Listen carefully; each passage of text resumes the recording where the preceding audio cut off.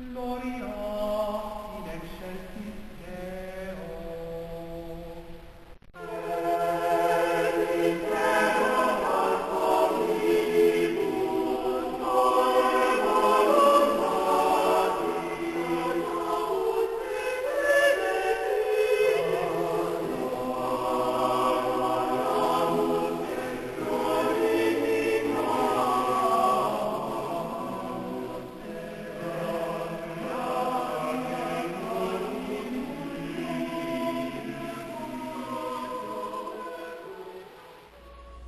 Hello, my name is Father James McLucas, and I welcome you again to another edition of Catholic Insight.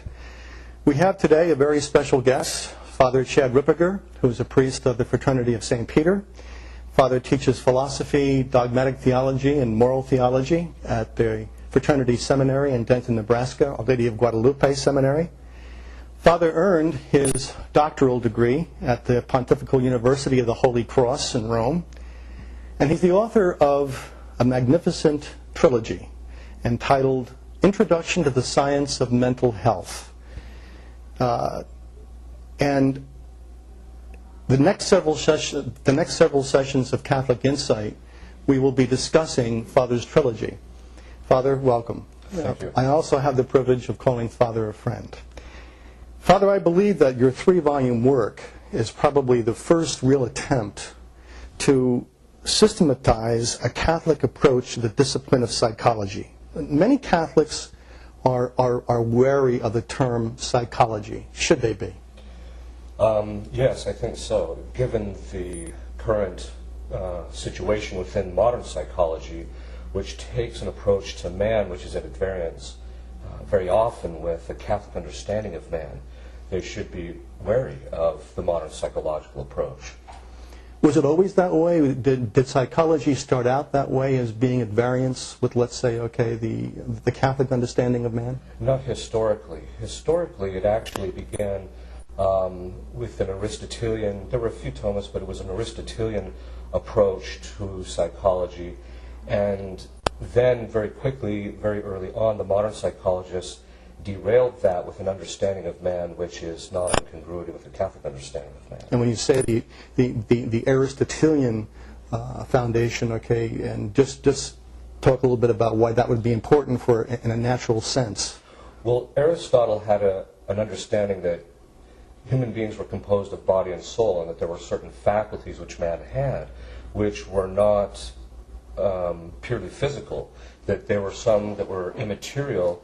And so the understanding of how those faculties that are immaterial function means that you have to take a different approach than the modern approach, which looks at psychology, or looks at man, I should say, as purely a physical thing, much like an animal, an advanced animal, so you have to treat him a little bit differently. But you can use the same techniques on man that you could use on an animal, whereas an Aristotelian or an Thomistic approach looks at it from the point of view of man is not merely an animal, but he has faculties which are immaterial, and therefore they have to be discussed, addressed with a different methodology than is used in an empirical method, which is used in modern psychology. And yet you say that that's where psychology as a discipline started, and yet it went off track. Yes. Why do you think that, in other words, why did not that Aristotelian basis for the discipline of psychology, why didn't it perdure? Well, there could be, there's a few historical reasons. One was because one of the principal people behind it was Franz Brentano, who later was condemned by the Holy See because of certain positions that he had, not connected to psychology as such, but to other things. And so that's one of the reasons why there was a disinterest. But I think the real reason it shifted was because there was a desire to apply the empirical method, or the modern scientific method, to everything, including man. And so it ended up dominating the academic and the intellectual arena in relationship to psychology, precisely because people wanted to have a more scientific approach, to use that term, in the modern sense. So when they moved to a scientific methodology, they were able to capture essentially an understanding of the human, let's say, the physicality of human nature. Right. But when it came to the soul, they were absolutely silent on it. silent, or they just rejected it, or they would change it, such as in the case of Jung. He would change what the soul meant away from the traditional understanding of the soul being the substantial form of the body, which was what the Council of Vienna defined in the Church. So that's one of the reasons why there is a variance between Catholic psychology, or Catholic theology very often, and psychology, because they have two different points of departure regarding how they understand man. You have a very interesting quotation in your book. You make it clear that psychology took a wrong road when, and I quote, "the psychological community went in another direction by embracing an anthropology that viewed human nature in a much different way than how the Catholic Church has viewed it for 2,000 years. Right. What does anthropology really have to do with psych? First of all, what is anthropology, and what does it have to do with psychology? Well, usually when people hear the word anthropology, they understand by it the modern approach to anthropology, which is somebody going and looking at bones in some excavation. But anthropology comes from two Greek terms, which literally means the study of man. And so in studying man, in anthropology, you have to understand what man actually is if you're going to understand him or study him adequately. And that's where the real problem lies, is that they don't understand that man has an immaterial component, which is his soul, and certain faculties which operate independently of the body, such as certain aspects of the intellect and the will. We have a free will, which means its operations don't occur in matter. And so it doesn't occur actually in the body. Even though we see the effects in the body, the actual operations or acts which we make, the volitional acts, occur independently of the body. And so that's one thing that modern psychology is very often very quiet about, is the whole discussion of will or free will, precisely because it doesn't appear to have any correspondence to anything in the body, and their only concern is about an empirical method which can only deal with the body. And so therefore, in a nutshell, what is the fundamental difference between Thomistic psychology, which is what these 3 volumes cover, Thomistic psychology, and a modern approach to psychology? The principal difference is anthropology. We recognize in a Thomistic approach that man is a composite of body and soul, and there are some faculties in him which are also a composite of a material element and an immaterial element, and then also those which operate just strictly independently of the body. Whereas the modern approach looks at man purely as a physical thing, and therefore looks at him basically like an advanced animal or something of this sort. So the approach deals very differently based upon how they understand man to be composed. And so, is that why you said that modern psychology is not a valid science? Yes. If by science we mean an organized body of knowledge of things through their causes, that's the way it's normally defined. That means that if you're going to study the thing, you actually have to study it as to its actual nature. The problem that's occurred in modern psychology is that it's approaching man from a point of view that's not in congruity with the way man is. In other words, man is not merely an animal. He is something more than that. He's something that has reason. He's spiritual in the sense that he has a soul.